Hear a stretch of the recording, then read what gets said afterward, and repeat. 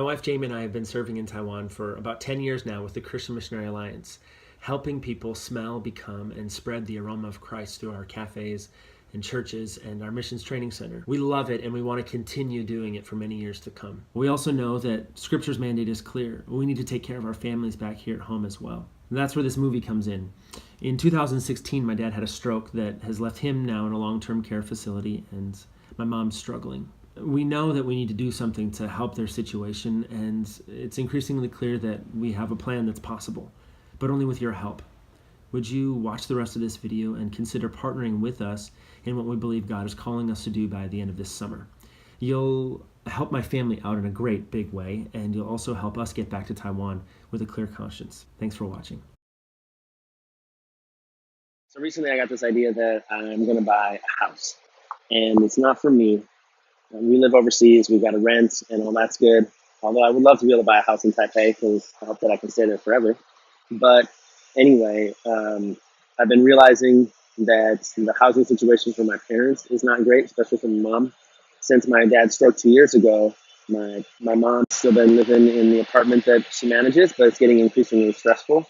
And then my dad's at a long-term care facility in Laconia. And so I've been thinking, I wonder if it would be possible for family and friends and people that my parents have touched over the years to actually reach out and help and bless my mom with the ability to get out of that apartment that she's in and to get into a place that's stable and solid. And so I've been thinking about what that would look like. I just had this sense this morning when I woke up that I'm looking for somebody who prays, and we're going to pray, and we're going to see God move supernaturally in the next few days and weeks about this housing thing. So if you would join with me in this, I think that would be fantastic. It's going to be a journey. I've never bought a home before. I've never even rented a home in America before. I'm about to go in and introduce the idea of buying the house to my mom, so we'll see how this goes.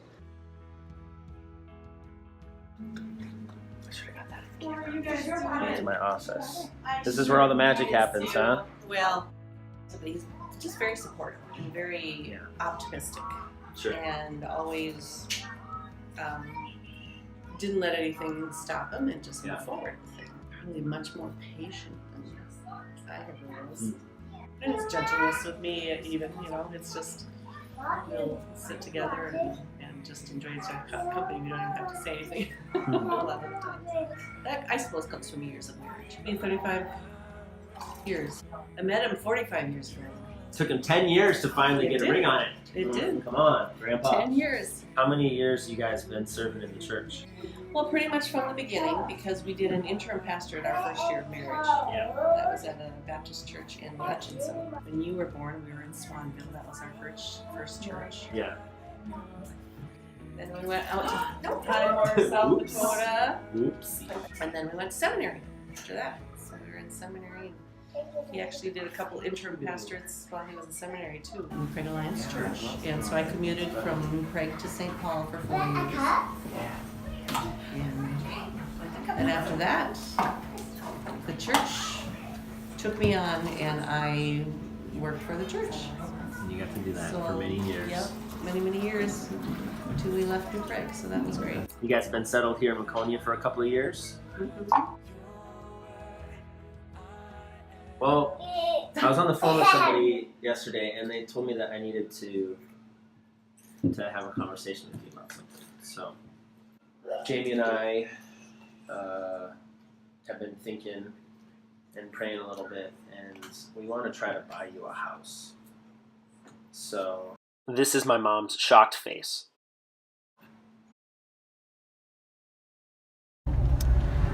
Okay, we just finished with my mom. Obviously, there's a lot of overwhelming emotion that she's feeling, which is good. We're gonna go see Dad now, and I'm gonna try to drop the news to him. It's actually not news yet. It's not news until actually something happens. Right now, it's just an idea in my head, but hopefully it's gonna become a reality. And if it does, that's just a testimony of God.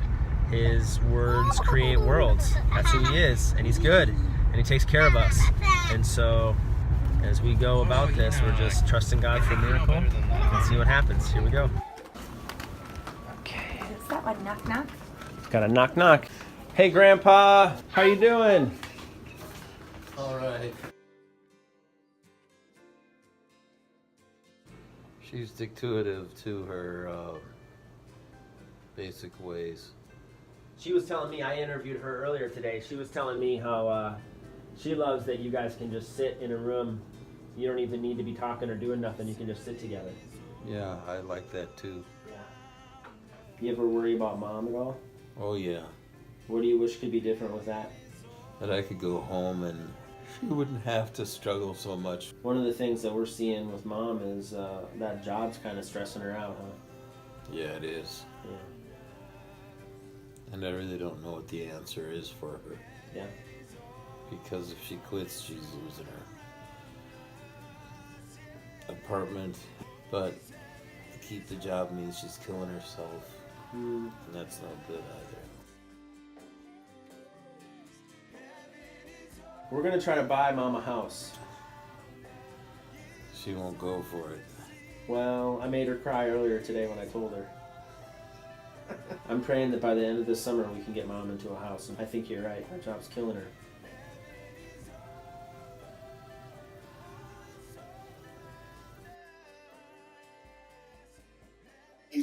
So,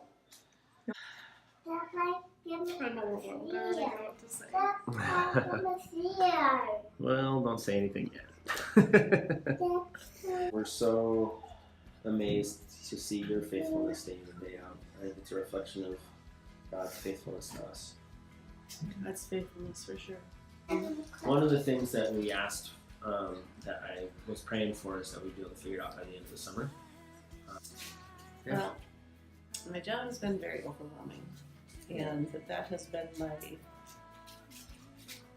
my concern is if I don't have this job, I don't have a place to go.